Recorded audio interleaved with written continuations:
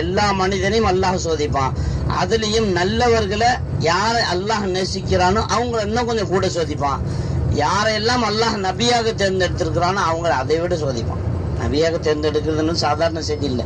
அதனால பல சோதனைகளை எந்த நபியையும் சோதிக்காத அளவுக்கு என்ன சோதிச்சிருக்கிறான் அல்லாஹ் அப்படின்னு சொல்லிட்டு கூட நபி ஸல்லல்லாஹு அலைஹி வஸல்லம் அவ்வளவு சோதனைகள் அல்லாஹ் செஞ்சான். அப்ப நபி ஸல்லல்லாஹு அலைஹி வஸல்லம் அவங்க இங்கே நுபுவத்துக்கு பிறகு நபியாக ஆனதற்கு பிறகு 13 வருஷங்கள் படாத கஷ்டப்பட்டாங்க.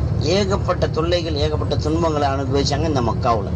கடைசியாக நபி ஸல்லல்லாஹு அலைஹி வஸல்லம் அவங்க இதுக்கு மேல முகம்மது இங்கே இருந்தார் அப்படின்னா எல்லாரும் முகம்மது பக்கம் போயிடுவாங்க, எல்லாரும் முகம்மது பக்கம் போயிடுவாங்க. அதனால முகம்மதை இன்னையோட க்ளோஸ் பண்ணிடணும், கத்தல் இன்னையோட முடிச்சிடணும், கதையை முடிச்சிடணும் அப்படின்னு சொல்லி எல்லாம் ஆட்கள் எல்லாம் நிறுத்திருந்தாங்க.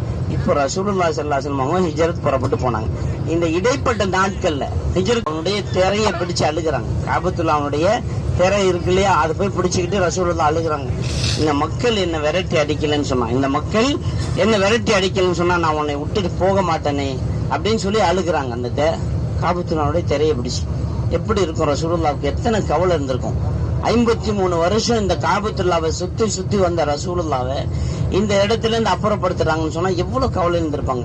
சாதாரணமா நம்ம உம்ராக்கு வரும், ஒரு 10 நாள் இருக்கிறோம், இல்ல ஒரு 15 நாள், ஒரு மாசமே வச்சுக்கோங்க. இப்ப எல்லாம் முடிச்சிட்டு சரிப்பா நாளைக்கு நாங்க மதீனா போறோம், இல்ல நாளைக்கு ஊருக்கு போறோம், எல்லாம் தயாராகுங்க அப்படின்னு சொன்ன உடனே நம்ம காபத்துல்லா பார்த்து அப்படியே அழுதுட்டு வரும்.